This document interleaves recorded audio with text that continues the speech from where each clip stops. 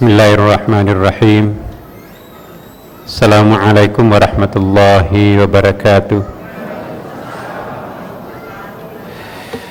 Alhamdulillahilladzi hadana lihadza wa ma kunna linahtadiya laula an hadanallah. Walhamdulillahilladzi arsala rasulahu bil huda wa dinil haqq liyudhhirahu 'ala ad-din kulli walau karihal musyrikun. Asyhadu an la ilaha illallah wa asyhadu anna Muhammadan 'abduhu wa rasuluh sahibul burhan. Allahumma salli wa sallim ala sayyidina wa habibina wa syafi'ina wa maulana wa atba'ina wa qurrata a'yunina Muhammadin sallallahu alaihi wasallam. Amma ba'd. Ibu-ibu dan bapak-bapak sekalian yang betul-betul dicintai Allah, dimuliakan Allah, diberkahi Allah pada malam Jumat yang penuh berkah ini. Sebelum kita melanjutkan pengajian ini, izinkan saya mengajak pada kita semua untuk bersama-sama berdoa agar insya Allah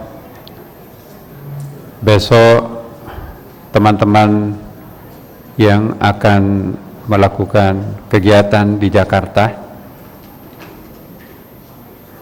ya, untuk memperjuangkan yang diyakini itu adalah sesuatu hal yang sangat panggilan dari hati. Semoga kita semuanya besok tentram, tenang, tidak terjadi apapun. Dan untuk itu doa kita di sini Bapak Ibu sekalian sangat penting ya. Kita jangan diadu domba satu sama lain, saling bully membuli, padahal itu sesama kita sendiri. Jadi kita mohon kepada Allah, ya Allah, melalui malam Jumat yang penuh berkah ini, kami masyarakatmu, kami hambamu di Masjid Sunda Kelapa ini, semoga dikabulkan doa kita. Mari kita bacakan surah Al-Fatihah agar perjuangan teman-teman dan umat kita besok tetap mendapatkan perlindungan dan mencapai tujuan yang disasar oleh kawan-kawan kita semuanya. Ala hadhihi niyyah wa ala kulli niyyatin salih. Al-Fatihah. A'udzu billahi minasy syaithanir rajim. Bismillahirrahmanirrahim. Alhamdulillahi rabbil alamin, arrahmanir rahim, maliki yaumiddin. Iyyaka na'budu wa iyyaka nasta'in. Ihdinas siratal mustaqim. Siratal ladzina an'amta 'alaihim ghairil maghdubi 'alaihim waladdallin. Ya Allah, ya Tuhan kami, inilah kami semuanya para hamba-Mu di rumah suci-Mu ini. Tiada lain harapan kami semuanya siang dan malam melalui pencarian kami adalah hanya Engkau. Tumpuan segala harapan kami hanya Engkau, ya Allah, ya Tuhan kami. Dunia ini kami akan tinggalkan, semua yang kami miliki juga akan kami tinggalkan, termasuk anak-anak dan keluarga kami semuanya. Tiada lain harapan kami juga pada malam ini, ya Allah, berkahilah mereka-mereka semua itu yang kami akan tinggalkan, sebab itu adalah tanggung jawab kami, ya Allah. Generasi kami yang akan datang, kami mohon kepadamu, ya Allah, berikanlah kekuatan iman sehingga imannya terus menerus tidak pernah keluar dari dadanya. Luruskanlah pikiran-pikiran mereka sehingga tidak terkontaminasi, terpengaruh oleh pemikiran yang bisa menjauhi denganmu, ya Allah. Kuatkanlah hati mereka menerima cobaan demi cobaan yang setiap hari mereka hadapi, ya Allah. Ya Allah, ya Tuhan kami, kami juga masih ingin memohon kepadamu Kiranya Engkau membukakan rahasiamu kepada kami semuanya. Jangan menjemput hamba-Mu sebelum rahasiamu yang paling besar Engkau bukakan di dalam pintu hati kami, di dalam pikiran kami. Seperti apa yang sesungguhnya kami mohonkan kepadamu, hanya Engkau yang tahu ya Allah. Kami semua pada malam Jumat ini senantiasa hadir di tempat ini sebagai bukti bahwa hamba-Mu sedang mencari dan masih terus mencari. Seperti apa yang hamba-Mu cari, hanya Engkau yang lebih tahu daripada hamba-Mu. Karena itu kami mohon kepadamu ya Allah, kabulkanlah permohonan kami pada malam ini ya. Berikanlah harapan-harapan kami, rahasia-rahasiamu ya Allah bukakanlah. Bagaimana menjadikan salat kami semakin lebih khusyuk, bagaimana ibadah-ibadah kami yang lain juga semakin tulus terhadap-Mu ya Allah. Bagaimana Engkau memberikan kekuatan iman dan kekuatan batin sehingga kami bisa memprioritaskan urusan-Mu, pengabdian kami terhadap-Mu daripada yang lain-lainnya ya Allah. Ya Allah, hamba-Mu besok akan turun memperjuangkan dan menuntut pemeliharaan kesucian kitab suci-Mu Al-Quran. Kami juga memohon, bimbinglah kami semuanya ya Allah, tuntunlah kami semuanya Allah, tunjukkanlah kebenaran itu yang sesungguhnya ya Allah. Berikanlah kemampuan pada diri kami untuk menjalani kebenaran itu tanpa kekhawatiran sedikit pun. Tunjukkan pula yang sesat itu sesat dan berikan kekuatan untuk meninggalkan kesesatan itu sebesar apapun. Berikanlah kekuatan iman sekali lagi ya Allah. Jadikanlah kami semua warga jamaah Masjid Sunda Kelapa ini sebagai satu keluarga spiritual yang insya Allah Engkau siapkan tempat nanti di tempat-Mu yang istimewa di sana ya Allah. Keluarga kami, orang tua kami dan jamaah kami yang lain yang mendahului kami, yang senantiasa bersama-sama kami pada malam-malam seperti ini, tetapi Engkau panggil lebih dahulu mendahului kami. Tempatkanlah di sisi-Mu bersama dengan para kekasih-Mu yang lain, para nabi-Mu, para aulia-Mu, dan semoga pun kami satu persatu akan meninggalkan tempat ini, Engkau juga menggabungkan kami dengan para mereka yang Engkau beri karunia. Allahumma ya Allah, ya Tuhan kami, pada akhirnya kami pasrahkan diri ini sepenuhnya kepadamu. Genggamlah kami sekali lagi, kuatkanlah genggaman-Mu ya Allah kepada kami sehingga kami tidak akan pernah melenceng, meninggalkan keyakinan jalan kebenaran yang Engkau tunjukkan. Ya Allah ya Tuhan kami, sungguh nikmat hidup di dalam genggaman-Mu, sungguh tenang hati ini hidup di dalam kedamaian, sungguh bahagia hari ini dan seterusnya insya Allah hidup di dalam sebuah negeri yang sangat tentram. Ya Allah, selamatkanlah bangsa kami agar tidak tercabik-cabik seperti bangsa-bangsa yang ada di tempat lain, terutama bangsa kami, bangsa Indonesia. Kami tentu tidak ingin seperti saudara kami yang umat Islamnya sulit melakukan kegiatan ibadah, sulit melakukan mengikuti pengajian seperti ini karena mereka diancam dengan berbagai macam ancaman. Kami mensyukuri nikmat kedamaian-Mu ini ya Allah. Pertahankanlah, langgengkanlah kedamaian ini sampai seterusnya sehingga kami bisa menjadi hamba yang setia, yang taat terhadap-Mu. Ibadah kami bisa kami lakukan sebanyak-banyaknya dan pengabdian kami sebagai khalifah insya Allah akan terus berlanjut. Allahumma taqabbal du'aana ya Allah. Rabbana atina fid dunya hasanah wa fil akhirati hasanah wa qina adzabannar. Walhamdulillahi rabbil alamin. Bapak Ibu sekalian, kita akan melanjutkan materi kita yang lalu tentang Quran. Quran itu punya dua kekuatan dimensi Ibu Bapak. Saya pernah jelaskan minggu lalu, ada Quran dalam pengertian kitabullah yang sudah membumi, dan ada Quran tentu dalam bentuk kalamullah, Quran yang paling tinggi nilai berkahnya tentu adalah ketika dalam bentuk kalamullah. Tidak mungkin hambanya bisa mengakses pengetahuan itu tanpa dalam keadaan bersih dan suci batinnya, suci lahiriahnya, suci pakaiannya, suci tempatnya. Karena itu ibu bapak sekalian, Quran itu berlapis-lapis maknanya, Bapak. Ada makna-makna yang gampang difahami, ya. Begitu baca insya Allah terbayang pemahaman kita. Tapi ketahuilah Quran itu berlapis-lapis. Buka lembaran lapis keduanya masih ada rahasianya. Buka lagi kulit yang keduanya masih ada rahasianya. Sehingga betul-betul semakin dalam pemahaman kita, maka semakin kuat Al-Quran itu bekerja di dalam batin kita dan di dalam pikiran kita, Bapak.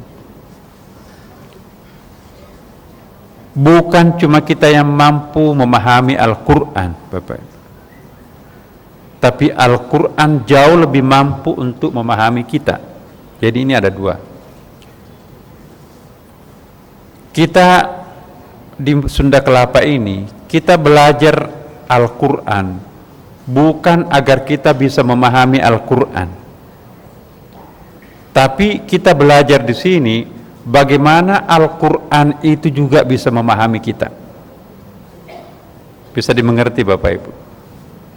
Ini statement yang agak-agak sedikit khusus ya. Kita belajar Al-Quran di sini di malam Jumat ini dengan memohon berkahnya Allah pada malam Sayyidul Ayyam ini. Semoga insya Allah bukan kita hanya mampu memahami Al-Quran, tapi melalui kedekatan diri kita dengan Allah Subhanahu wa Ta'ala. Al-Quran itu bukan benda mati Bapak Ibu. Al-Quran itu adalah speech of God, firman Allah, dan itu hidup. Karena itu semoga Quran juga bisa semakin memahami siapa diri kita sesungguhnya. Jadi Al-Quran dan manusianya saling memahami satu sama lain.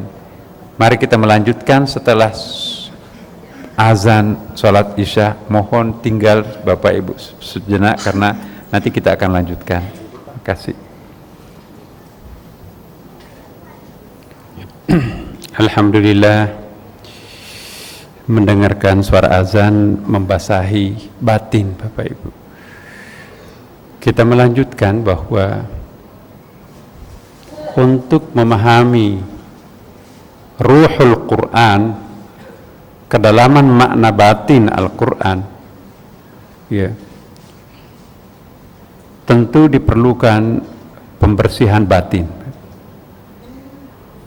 Hanya batin yang bersih yang mampu menangkap kesucian makna kedalaman makna Al-Quran Bapak Ibu. Sama-sama kita baca surah Al-Fatihah, tapi tidak semua orang mampu menangkap rahasianya surah Al-Fatihah. Padahal Rasulullah Sallallahu Alaihi Wasallam mengatakan, ya, kalau semua Al-Quran itu dihimpun, maka himpunannya, kesimpulannya, pemadatannya ialah surah Al-Fatihah. Apa isinya surah Al-Fatihah? Hafal semua kita di sini kan.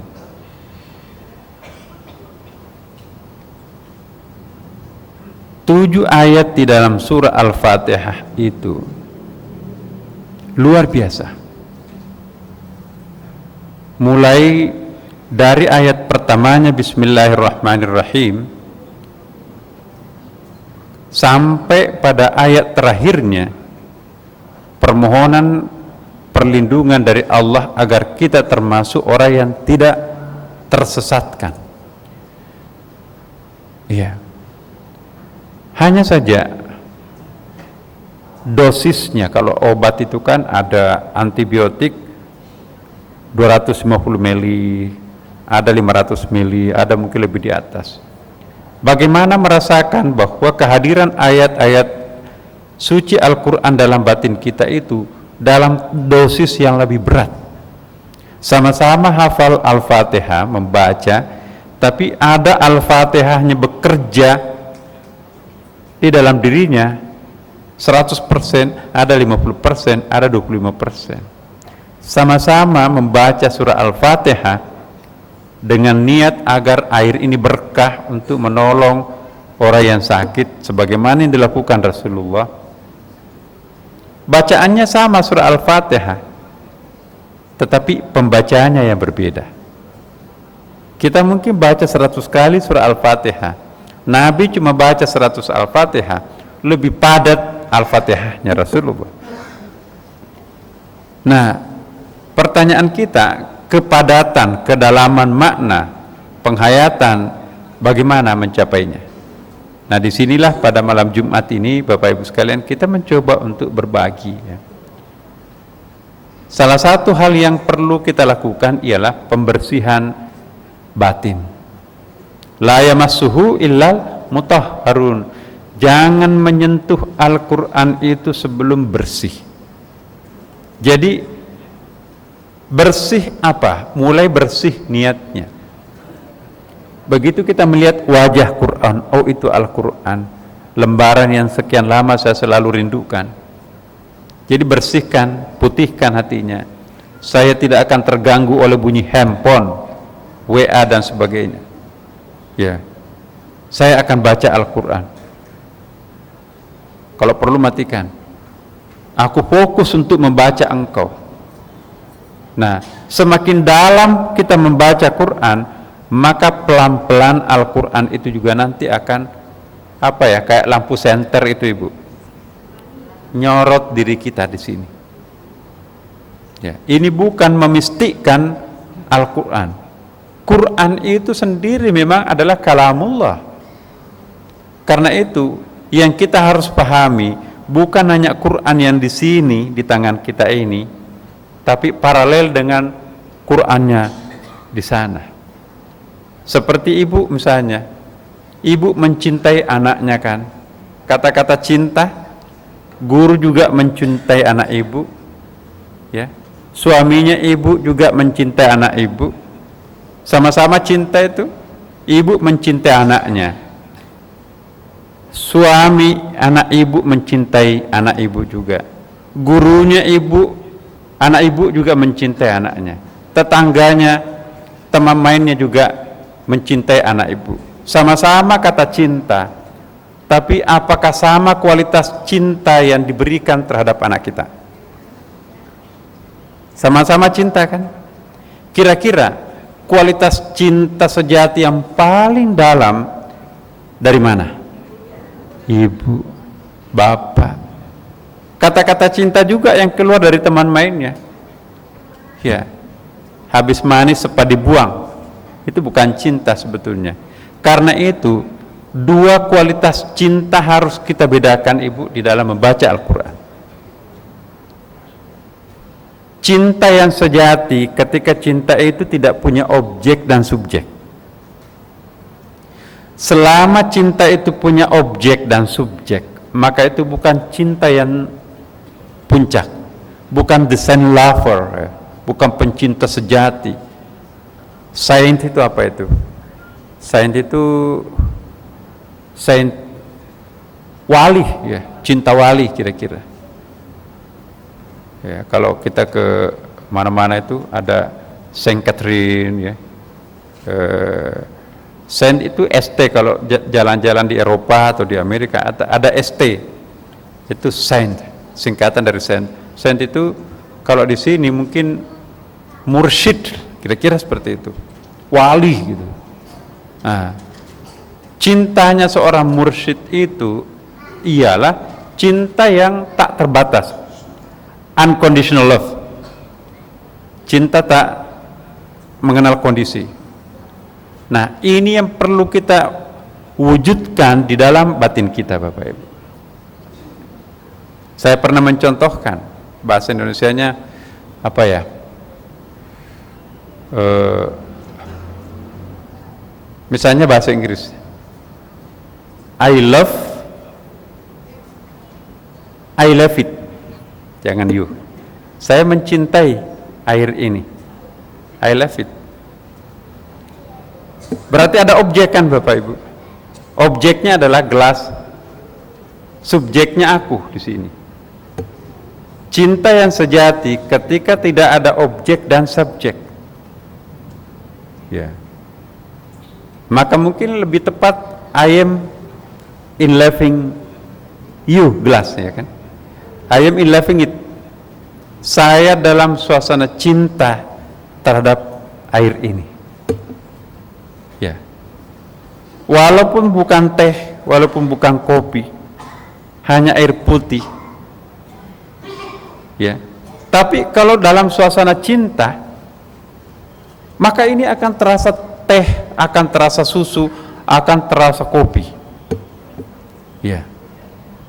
Kita datang bertamu jauh-jauh ke tempat saudara kita, cuma dikasih air aqua gelas, nggak dikasih makan, nggak dikasih kopi. Ya. Kita cinta di situ kan? Itu belum cinta sebetulnya. Itu keinginan di situ. Cinta yang sejati, suasana cinta yang hadir di sini. Beda kan Bapak Ibu? Ibu terhadap suaminya, saya mencintaimu papi, I love you dad. Oh thank you mom, enak tuh. Tapi ada kata-kata lebih dalam dari itu Bapak Ibu. I am in loving you dad, aku dalam suasana cinta terhadapmu papi. Mana lebih dalam? Saya mencintaimu, saya dalam suasana cinta terhadapmu. Kalau suasana cinta sama semua kan. Aku juga mencintai mertua, orang tuamu. Aku juga mencintai adekmu. Aku juga mencintai seluruh teman-temanmu. Ya. Tapi kalau I love you, aku hanya mencintai engkau. Orang tuamu enggak, adekmu enggak, ngerepotin. Nah, tapi kalau I am in loving you for all, aku dalam suasana cinta terhadapmu. Saya tahu engkau punya kelemahan, pengangguran, ya, hanya di rumah aja melulu, tapi I am in loving you. Itu bisa terungkap tuh. Tapi kalau nggak ada kerjaannya, hanya main burung aja di situ, nggak pernah berkeringat, itu bagaimana bisa mencintai orang seperti itu? Justru yang pontang-panting istrinya, dia malah justru enak-enak di situ. Ya. Tapi kalau I am in loving you, dalam keadaan seperti apapun engkau, kamu terbaring sakit, nggak pernah cari uang, malah kita yang mengongkosi, nggak apa-apa. Saya mencintai engkau. Cinta itu perlu penyaluran, Bapak Ibu. Jadi orang itu bukan hanya perlu perlu dicintai, dia juga perlu mencinta. Ya. Anak kita itu bukan hanya perlu dicintai, ya. Tetapi anak itu juga perlu mencinta. Me dan di itu beda kan? Ya. Setiap orang perlu bercinta dan perlu dicintai. Setiap orang kodratnya kalau ingin normal, dia harus menyalurkan cintanya. Pada saat yang bersamaan dia juga ingin menerima cinta. Kalau ini tidak seimbang, itu tidak normal. Manusia normal butuh objek untuk dicintai dan butuh juga subjek yang menjadikan dirinya sebagai objek cinta. Bisa dimengerti? Nah, dalam suasana seperti inilah kita menghampiri Quran. Ya. Tingkat ketergantungan kita terhadap Quran, aku sudah sehari nggak baca Quran, ada yang hilang, ada yang kosong, ada yang salah dalam diri saya. Ibu-ibu kebiasaannya kan baca 1 juz 1 hari, tiba-tiba 2 hari nggak buka Quran, mungkin karena kesibukan, ada tamu dan sebagainya, ada yang kurang tuh, ada kan Bu? Nah, berarti ibu sudah dicintai Quran di situ, ya. Lama kelamaan perasaan kurang itu hilang loh Bu. Sudah 10 hari nggak pernah baca Quran, rasa kerinduannya terhadap Quran hilang. Kenapa? Dia sebagai subjek tersinggung. Dia hanya baca Quran kalau dia menderita, dia disiksa, atau dia difitnah, atau sakit. Begitu dia sehat, segar bugar, banyak uangnya, aku nggak pernah diintip. Bagaimana Quran bisa menghampiri sahabatnya kalau cara pendekatan kita terhadap Quran? Nah, jadi sekali lagi, 2 lapis Quran. Ada Quran sebagai kitabullah, baca kitabnya, orang non muslim juga bisa baca, itu bisa pintar tuh. Tapi kalau membaca kalamullah belum tentu, harus bersih lahir batin. Karena itu latihan pembersihan batin ini Ibu Bapak pernah saya sampaikan di materi kita yang lalu. Kapan Bu? Belajar dari pengalaman para ulama kita, ya. Waktu yang paling nikmat, paling baik untuk mensucikan batin kapan Bu? Tengah malam. Jadi qiyamul lail itu jangan dihabiskan semuanya untuk salat. Sekarang ini kalau bangun jam 3 telat Bu, karena subuhnya kan jam 4 lewat dikit, ya jam 4 lah kurang lebih. Jadi kalau jam 3:15 bangun, pasti ketinggalan sholat sunat tasbihnya kan, pasti nggak bisa tuh, nggak terkejar. Nah sekarang kita memainkan mata kita. Sekarang subuhnya maju ke jam 4, berarti sholat lail kita itu dibangunkan kita itu ya jam 2.15 atau jam 2.30. Seandainya nanti itu juga subuhnya hampir jam 5, kita baru bisa bangun jam 3, masih ada waktu. Jangan terlalu sedikit tidurnya, itu juga nanti masalah. Terukurlah semuanya. Kita bisa mengatur. Sekarang ini kan hampir jam 4 lewat dikit sudah subuh. Tarik itu jam sholat lail kita itu jam 2.30. Karena kita bangun lebih awal, tarik juga nanti jam tidur malamnya. Kalau biasanya jam 11 tidur, majukan setengah jam. Aku harus tidur jam 10.30. Ya, jadi seperti itu mengatur waktu. Kita yang harus menyesuaikan kondisi waktu. Insya Allah, apa yang dilakukan pada salat lail Ibu? Salat lail itu tentu mengambil air wudhu, nikmati air sejuknya tengah malam itu. Sementara orang semua asyik dalam tidurnya, kita tengah malam berwudhu dengan air yang dingin. Jangan lupa Bapak Ibu, semakin berat tantangan yang kita alami, semakin bertaburan cinta Tuhan turun kepada diri hambanya. Wahai hambaku, aku mengerti engkau kedinginan tengah malam seperti ini. Ketahuilah aku tidak akan menyia-nyiakan perbuatan istimewamu ini. Memang tidak akan saya tunjukkan sekarang ini, karena engkau tidak butuh sekarang. Engkau membutuhkan pada hari tanpa batas di akhirat itu. Seolah-olah Tuhan mengatakan seperti itu kepada kita. Jadi tidak ada yang sia-sia kalau kita bangun tengah malam. Barusan tidur harus bangun tengah malam. Aku ngerti wahai hambaku, justru karena keistimewaan yang engkau tunjukkan terhadapku, wajar kalau aku juga memberikan keistimewaan terhadapmu. Aku menolak bala yang akan menimpa dirimu. Aku mengabulkan permohonanmu yang engkau doakan untuk kesuksesan anakmu. Aku menerima doamu untuk kesembuhan suamimu atau istrimu. Dan itulah yang pernah kita sebutkan, ad-du'a'u bil lisanil hal. Apa itu artinya?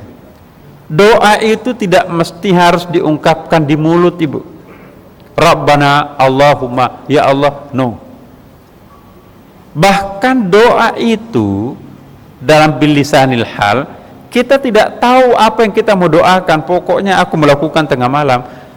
Allah tahu, wahai hambaku, memang engkau tidak minta. Aku tahu nanti besok itu akan ada masalah, ya. Tetapi aku akan kabulkan. Kamu jangan ditimpa masalah itu. Sekalipun mulutmu tidak mengucapkan permohonan perlindungan musibah itu, tapi Tuhan sudah memproteksi duluan hambanya. Kenapa? Itu yang berdoa adalah wudhu tengah malamnya. Yang berdoa adalah bangun tengah malamnya. Wahai hambaku, engkau bangun tengah malam di tengah saudaramu, keluargamu yang ngorok tuh. Aku menghargai, engkau mencintaiku, engkau mau menyembahku. Ini bonusnya. Aku akan memenuhi apa harapan tubuhmu, apa harapan jiwamu. Padahal kita nggak tahu apa harapan jiwa, apa harapan tubuh kita kan. Allah sudah tahu apa yang kita butuhkan. Sebelum kita meminta, bahkan sebelum kebutuhan itu terasa, Allah sudah mengabulkan duluan. Itu yang disebut dengan ad-du'a'u bil lisanil hal. Ya Allah, subhanallah itu. Makanya itu kan ibu bapak pasti sering kaget. Loh, kok bisa saya selamat ya sementara yang lainnya enggak? Padahal saya enggak pernah berdoa. Mulut ibu tidak berdoa, tapi Allah menerima permohonan tangannya, Allah menerima permohonan jiwanya. Yang pikirannya belum nyangkut, sudah terkabulkan. Kok bisa ya? Kekagetan kita terhadap peristiwa sehari-hari, kok aneh? Kok bisa seperti itu? Itu pertanda bahwa Allah mengabulkan doa kita dalam bentuk doa ad-du'a'u bil lisanil hal. Ya. Kan ada tiga macam doa kan. Ad-du'a'u bil lisanil maqal, doa yang diungkapkan oleh mulut. Kalau doa yang diungkapkan oleh mulut, ibu bapak, itu masih terlalu sempit. Kita nggak tahu apa yang akan terjadi. Tapi kalau ad-du'a'u bil lisanil hal kita yang dikabulkan Tuhan, kadang-kadang ya Allah, subhanallah, belum saya berdoa untuk itu, ini sudah terbukti. Ya, itu doa bilisanil hal. Nah rahasianya, inilah rahasianya prestasi istimewa yang kita persembahkan kepada Allah. Saya pernah mengatakan juga di tempat ini, ibu harus, bapak juga harus memiliki satu pemberian istimewa kepada Allah, tanda kutip pemberiannya. Nah sekarang ingat doanya 3 pemuda di gua itu kan. Saya ulangi sekali lagi. Hujan deras, berlindunglah dia di dalam gua. Terjadi gempa bumi, ternyata longsor, ada batu besar yang menutupi pintu gua, nggak bisa keluar. Oksigen pasti akan habis di situ. 3 pemuda desa ini, lugu-lugu ini, ayo siapa di antara kita punya amal istimewa? Saya nggak ada, saya juga nggak ada, kamu nggak ada juga. Begini, sambil ingat masing-masing amal istimewa apa yang pernah kita lakukan dalam hidup ini. Karena saya yang paling senior, aku duluan deh. Duduklah yang paling senior itu di depan batu yang menutupi dinding gua, Bapak Ibu. Ya Allah, inilah hambamu yang dhaif, yang fakir miskin, ya, ibadahnya sangat miskin juga, tidak punya kelebihan apapun, ya, kecuali pernah saya mengingat sesuatu yang pernah kami lakukan. Siapa tahu itu ada nilainya di hadapanmu ya Allah. Suatu saat ibundaku tercinta, ya, dia sakit, saya terlambat pulang mencari kayu bakar, kan profesinya itu. Begitu aku pulang, saya melihat ibundaku terbaring sakit. Tiba-tiba dia minta untuk dibelikan segelas susu, ya, pasti uangnya pas-pasan karena kan tukang kayu bakar kan. Tunggu Bu, saya akan belikan. Begitu pergi dan dia membawa segelas susu, datang ke ranjang ibunya, ibundanya sedang tertidur. Dia berdiri sepanjang malam memegang susu itu, ya. Dalam saat yang bersamaan itu anaknya merengek-rengek minta susu itu.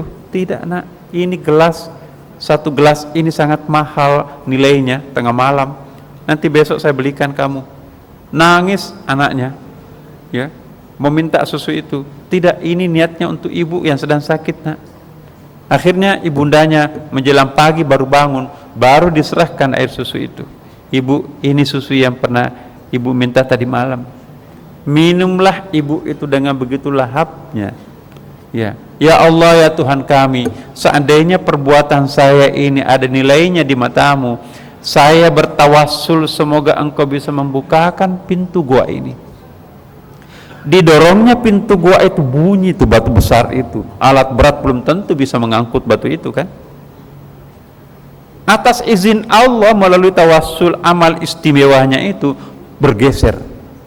Jadi cinta terhadap kedua orang tua itu bisa menyebabkan tergesernya batu raksasa yang enggak mungkin masuk akal tangan kosong bisa menggeser batu itu.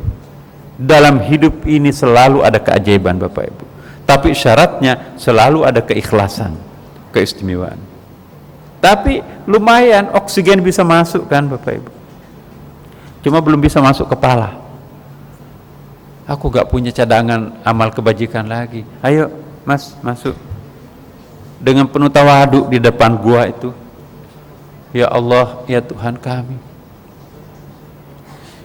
hambamu juga fakir, tidak punya amal istimewa, kecuali pernah saya mengingat suatu peristiwa. Aku jatuh cinta terhadap sepupuku, tapi cintaku selalu ditolak. Satu saat tiba-tiba dia membawa dirinya kepadaku, minta uang terhadapku karena ibunya sakit keras butuh obat. Silahkan lakukan apapun, tapi saya perlu uang untuk membelikan obat ibundaku. Lalu aku memanfaatkan kesempatan itu, ya Allah.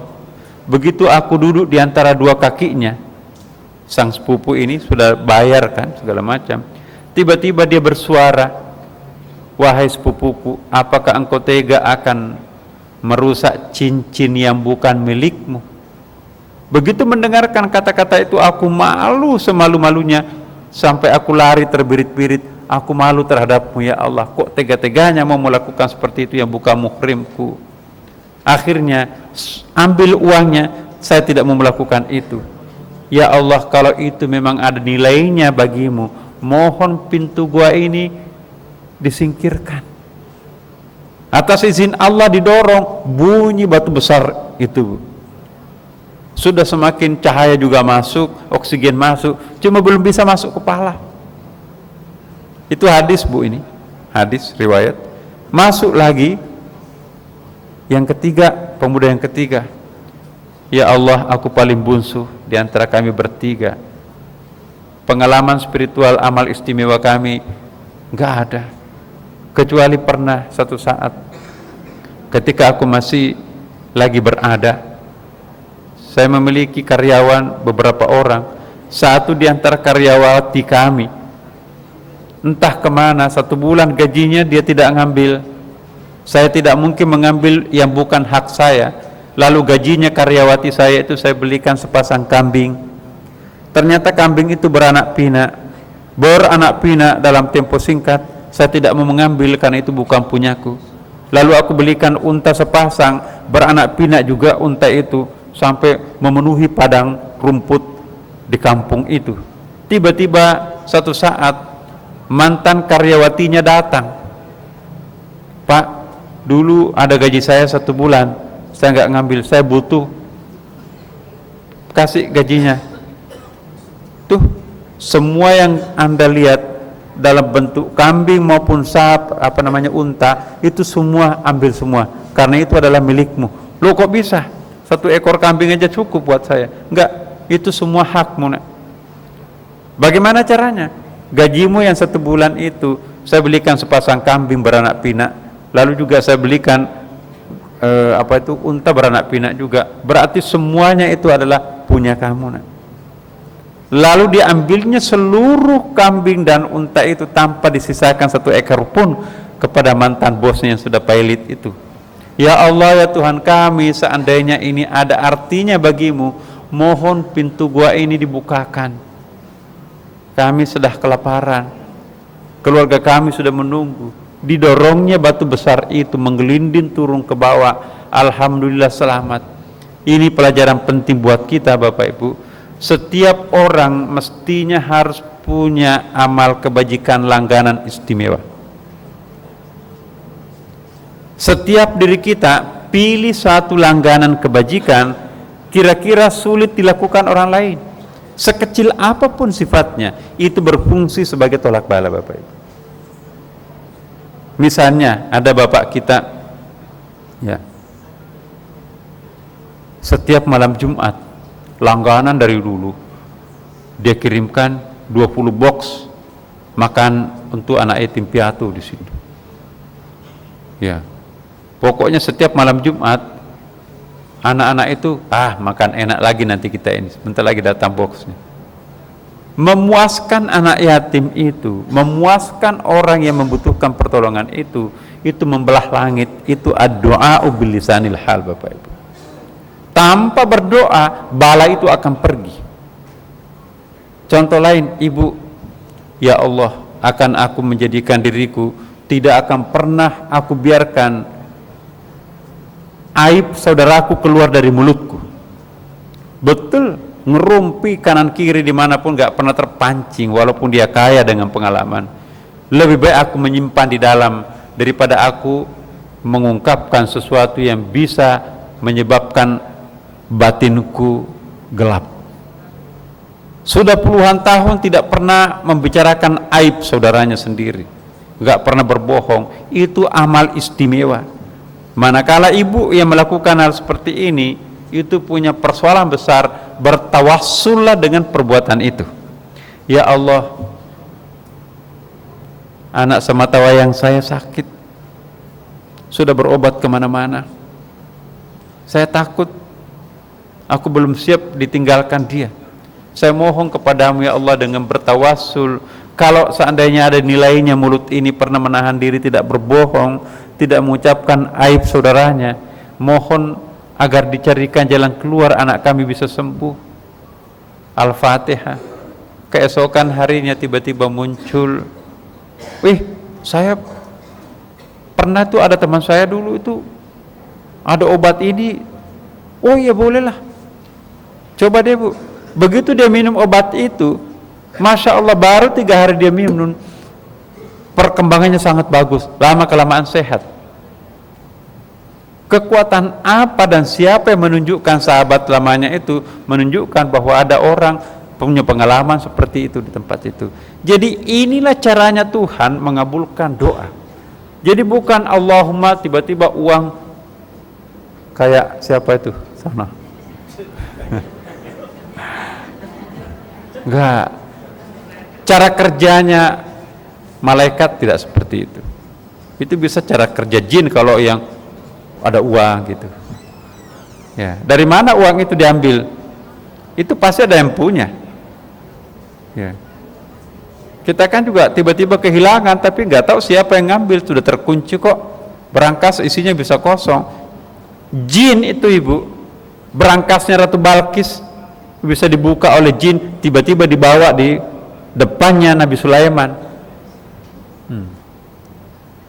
Itu merintah jin tuh. Dan orang merintah jin bisa.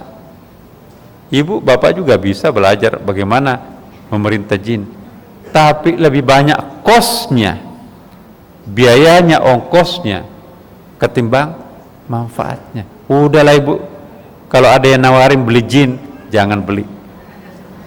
Gak ada gunanya. Tersedot energi kita. Yang paling penting kita dekat dengan Sang Maha Pencipta, bukan? Udahlah. Batin kita perlu bersih, Bu, Bapak. Batin kita perlu bersih. Ciptakan suasana cinta dalam dirinya sendiri. Dari ujung rambut sampai ujung kaki, kalau itu sudah penuh dengan cinta, itu ibu pasti, bapak pasti punya keajaiban. Ya. Kalau cinta sudah memadati diri seseorang, maka semua akan tampil indah. Perbuatan buruk pun, bahkan iblis pun tampil indah. Iblis pun juga, oh, saya nggak mau menggoda dia tahu rahasia saya. Ya. Jadi semakin tinggi tingkat pencarian seseorang, semakin menjadi dirinya minoritas. Ya. Jadi kita juga tidak bisa merujuk kepada mayoritas. Mayoritas itu adalah biasanya awam kan? Yang khawas itu biasanya tidak mayoritas. Piramid itu biasanya seperti piramid. Jarang piramid itu terbalik, atasnya besar, bawahnya kecil. Piramid itu seperti gunung. Gunung itu pelajaran. Kelompok mayoritas itu besar di bawah, tapi kelompok elitnya kecil di atas. Pertanyaan kita, lebih banyak mana sarjana atau tamat SD nggak lanjut lagi? Pasti lebih banyak tamat SD kan ketimbang yang sudah lanjut. Piramid seperti gunung. Nah, jadilah orang yang berada di puncak piramid. Nah, untuk naik ke puncak itu tidak ada cara lain kecuali mi'raj. Bagaimana caranya mi'raj? As-salatu mi'rajul mu'minin. Bersihkan diri. Karena itu tadi saya katakan, jangan menghabiskan waktu salat tahajud, qiyamul lailnya itu salat. Perlu ibu tafakkur, bapak tafakkur sejenak. Tidak ada salat, tidak ada tasbih, tidak ada bacaan, tafakkur. Ya. Mohon dalam tafakkurnya, ya Allah, aku memasrahkan diriku terhadap sekonyong-konyong mulailah muncul binar-binar cahaya di pelupuk matanya. Lama kelamaan sepertinya dia tidak sadar, bukan karena tidur, ya hati-hati, tapi dia dalam keadaan jatuh cinta banget terhadap Allah Subhanahu Wa Taala. Lama kelamaan air matanya mengucur di atas sajadah tengah malam. Enggak tahu, ya Allah, berderai air matanya rindu terhadap Tuhannya, rindu terhadap Rasulnya. Ya Allah, dalam keadaan tidak tahan itu dia sujud tafakkur, keluarlah suaranya terisak-isak di atas sajadah tengah malam. Saya pernah mengatakan kan ibu, hadis Nabi, air mata kerinduan seorang hamba terhadapnya mustahil dimasukkan ke dalam neraka. Air mata yang paling mahal nilainya, air mata kerinduan terhadap Tuhan. Jangan main-main terhadap air mata ibu. Tidak gampang air mata itu keluar. Boleh sih keluar air mata itu pakai cabai itu, tapi itu air mata lain itu. Nah. Yang kedua, air mata yang sangat baik nilainya di mata Allah, air mata taubat. Dia bayangkan dosanya di masa lampau, ya Allah, jika engkau tidak memaafkan dosa-dosa itu, ngeri aku ya Allah. Dalam keadaan dia mengingat susunan dosanya yang berlapis-lapis itu, tiba-tiba dia menyerahkan dirinya, terserah engkau ya Allah, dosaku terlalu besar, namun kami berharap engkau memiliki pengampunan. Sebesar apapun dosa hambamu, pengampunanmu jauh lebih besar. Ya. Dia merasa plong, akhirnya dia menangis, bukan karena dosanya yang besar yang dia sesali, dia menangis karena ada kebahagiaan, sepertinya kok Tuhan mengampuni dosaku.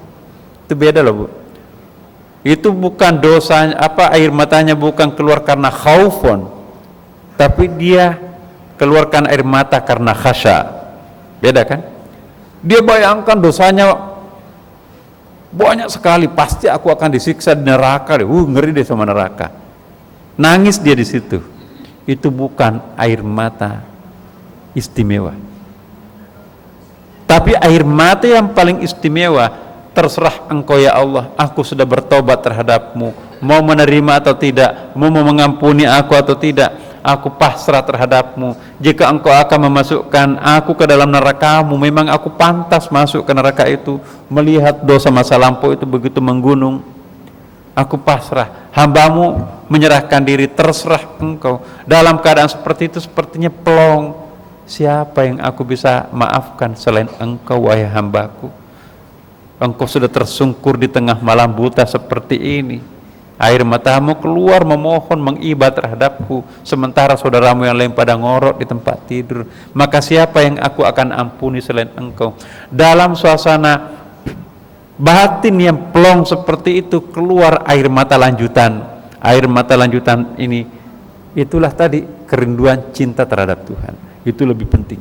Maka itu susunannya, air mata kerinduan, air mata tobat, kemudian air mata yang ketiga juga tidak boleh masuk neraka, protes terhadap kebatilan. Ya Allah,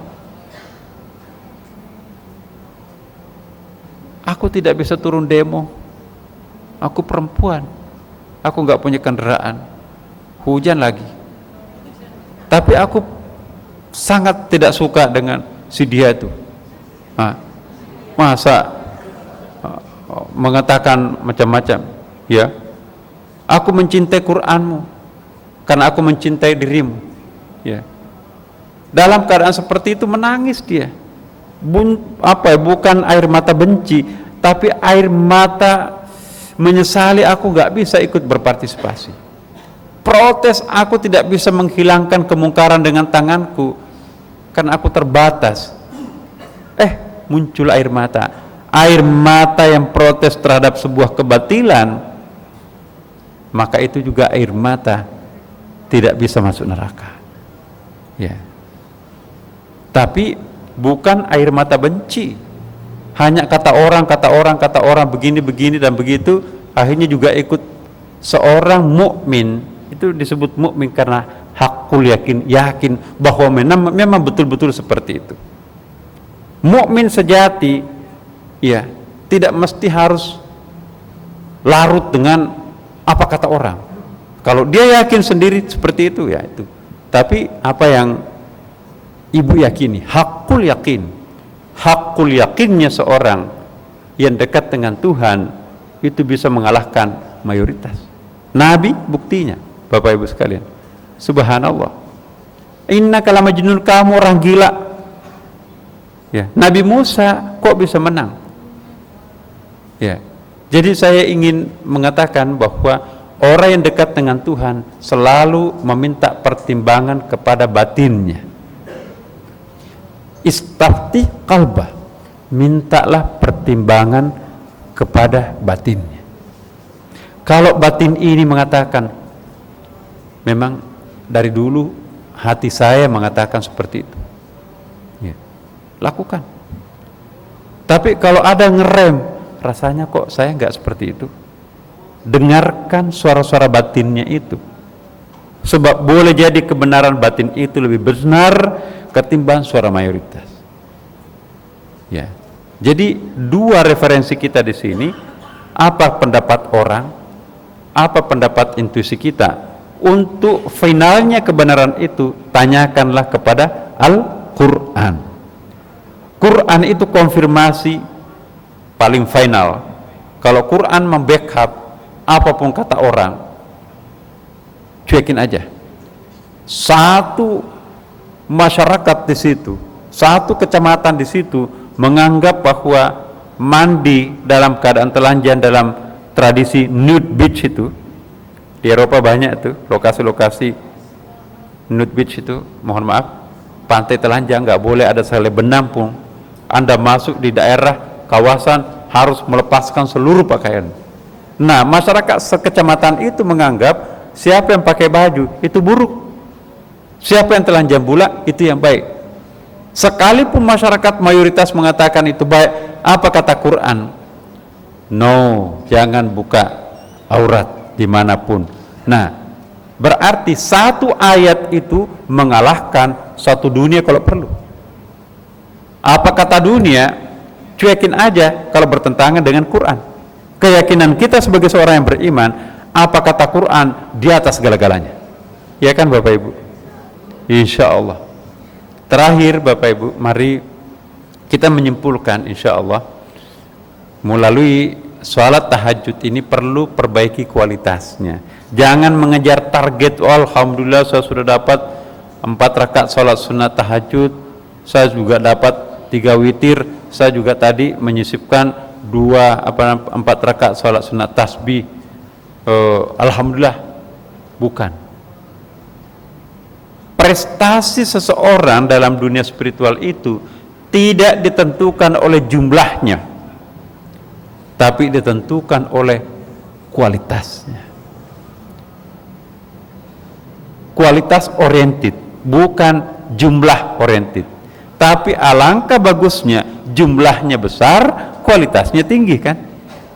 Alhamdulillah bangun jam 2, salat tahajudnya setiap 2 rakaat, 1 salam, tafakur, astagfirullahaladzim, astagfirullahaladzim, sambil menghayati itu dosa-dosanya masa lampau. Dia mengucapkan astagfirullah wa atubu ilaih 10 kali, bangkit lagi Allahu Akbar untuk salam keduanya, Assalamualaikum warahmatullahi, Assalamualaikum warahmatullahi. Dia memperbaharui syahadatnya, keimanannya, asyhadu an la ilaha illallah wa asyhadu anna Muhammadar Rasulullah. Mungkin saya pernah keliru ya Allah, mungkin saya pernah syirik, mungkin saya pernah berdosa. Aku memperbaharui keimananku. Aku bersyahadat ulang, asyhadu an la ilaha illallah wa asyhadu anna, seperti bayi yang baru lahir. Sampai ke 10, bangkit lagi untuk salam ketiga, Allahu Akbar, Assalamualaikum warahmatullahi, Assalamualaikum warahmatullahi. Dia mulai berzikir lagi, menyerahkan dirinya kepada Allah. Bismillahirrahmanirrahim, wala haula wala quwwata illa billah. Ya Allah, saya serahkan diri ini kepadamu. Bismillahirrahmanirrahim, wala haula wala quwwata illa billah. Segalanya engkau yang menentukan nasib kami. Hambamu apalah artinya? Semuanya adalah engkau. Bismillahirrahmanirrahim. Yang ke-10, bangkit untuk salam yang keempat, Allahu Akbar, Assalamualaikum warahmatullahi, Assalamualaikum warahmatullahi. Ya Hayyu ya Qayyum, Ya Hayyu ya Qayyum, la ilaha illa anta subhanaka inni kuntu minadh dhalimin. Sambil makin syahdu di situ, nangis. Habis itu dia ingat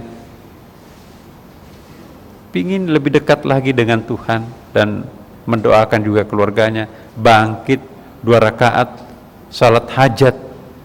Ya Allah, saya tidak tahu nasib anak saya ke depan seperti apa, cucu saya ya,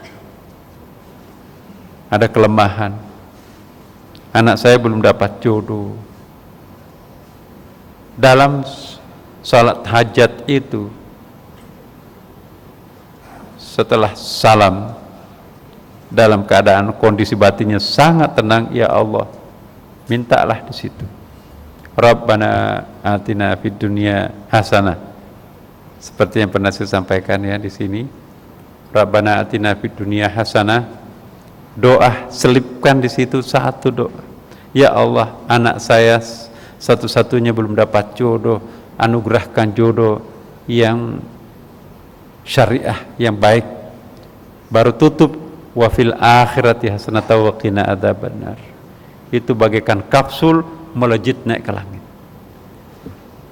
Itu doa tarekat ya, bukan, jangan cari hadisnya, ayatnya.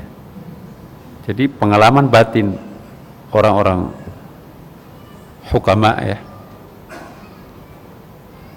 Terus salat sunat tasbih kalau ada waktu ya. Habis itu tutup dengan salat sunat witir 2-3. Habis itu tafakur seperempat jam. Kedengaran suara azan di sana di menara masjid. Allahu Akbar, Allahu Akbar. Plong. Semua rangkaian salatnya ada, tafakurnya juga sudah jalan. Nah, hati-hati Bu, Bapak. Tafakur itu tadi, itu tengah. Kita ada zikir kan, pernah Ibu saya sampaikan, ada zikir, ada wirid, ada tafakur, ada tadzakur. Pancing dengan zikir Al-Fatihah, Bismillahirrahmanirrahim, dan seterusnya. Ingat wiridnya. Oh, hasbiyallahu wa ni'mal wakil, ni'mal maula wa ni'man nasir, wa la haula wa la quwwata illa billah. Berapa? 7 kali atau 10 kali. Itu sudah menjadi wirid situ. Sesudah itu enggak ada bacaan lagi. Kita berpikir di situ. Ya Allah, betapa agung Engkau ya Allah. Ya. Secara pikiran, aku nggak bisa hidup dengan gaji pas-pasan suamiku seperti ini. Tapi alhamdulillah bisa ngontrak rumah, bisa menyekolahkan anak. Sungguh agung Engkau ya Allah. Bagaimana ini bisa terjadi? Itu semuanya karena Engkau. Itu tafakkur loh Bapak. Lama kelamaan pikirannya pun juga terhenti. Itulah naik menjadi tazakkur. Sudah nggak ada kata-kata, sudah nggak ada hitung-hitungan, sudah nggak ada pikiran. Yang ada adalah sebuah kepasrahan. Nggak terlukiskan seperti apa yang dilakukan. Damai, tenang, sejuk, indah, putih, berkah, syukur, nyaman, sepertinya ada cahaya yang berbinar-binar turun dari langit, ada kembang-kembang yang jatuh dari langit dalam keadaan mulut sedikit tersenyum. Ya Allah, aku menikmati anugerah-Mu. Sinar itu beransur-ansur membersihkan kepala kita. Goyang, goyang, goyang. Putih kepalanya, turun membersihkan dadanya, putih hatinya. Ya. Membersihkan seluruh organ tubuhnya, putih tubuhnya. Pelong. Allahu Akbar, masuk waktu subuh. Begitu dia sampai pada salat subuh, nyaman sekali. Begitu pulang dari masjid salat subuh, ya, lagi nyapu di rumah, dia menatap, menyiram kembang-kembangnya di depan rumah. Dia tersenyum, anggreknya menyaksikan. Dia juga tersenyum. Siapa sesungguhnya engkau tampil dalam bentuk kembang? Ya. Ada setangkai anggrek di situ yang layu, sudah kumuh. Justru dia perhatikan, wahai anggrek yang layu, sesungguhnya engkau adalah aku. Engkau sudah keriput seperti aku, dan sebentar lagi engkau akan gugur. Aku juga sama dengan engkau. Aku sudah keriput, sebentar lagi juga akan gugur. Ya. Jadi tidak hanya mampu menyaksikan indahnya anggrek yang berbunga segar, tapi kalau orang punya pandangan spiritual yang cinta tadi, anggrek yang layu pun jadi indah di situ. Subhanallah, ya Allah. Begitu melihat suaminya, ya, marah-marah, indahnya engkau, ya, seperti engkau melantungkan sebuah nyanyian. Jadi suaminya itu, ini istri kayak apa ini, marah kok enggak digubris, malah tersenyum. Atau bapaknya juga seperti itu, kurang marah istri dan seterusnya. Aduh, marah lagi deh mak, aku menikmati kemarahanmu terus menerus. Ya Allah, kalau cinta sudah bekerja, apapun semuanya jadi indah Bapak Ibu. Mari kita memohon keberkahan pada Allah Subhanahu wa taala. Jangan ada benci di antara kita sesama Bapak Ibu, apalagi sesama Islam. Jangan mau diadu domba satu sama lain. Ya. belum tentu pemberitaan, apalagi saya katanya sebelum baca ada mendukung Ahok. Ya Allah, udahlah, ibu jadi saksi aja lah. Nah, bismillahirrahmanirrahim, la haula wala quwwata illa billahil aliyil azim.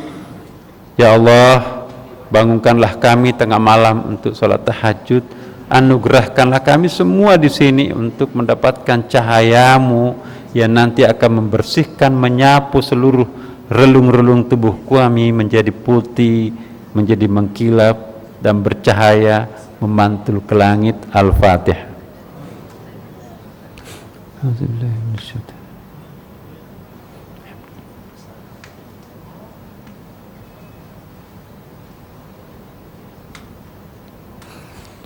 Demikian Bapak Ibu sekalian, wassalamualaikum warahmatullahi wabarakatuh.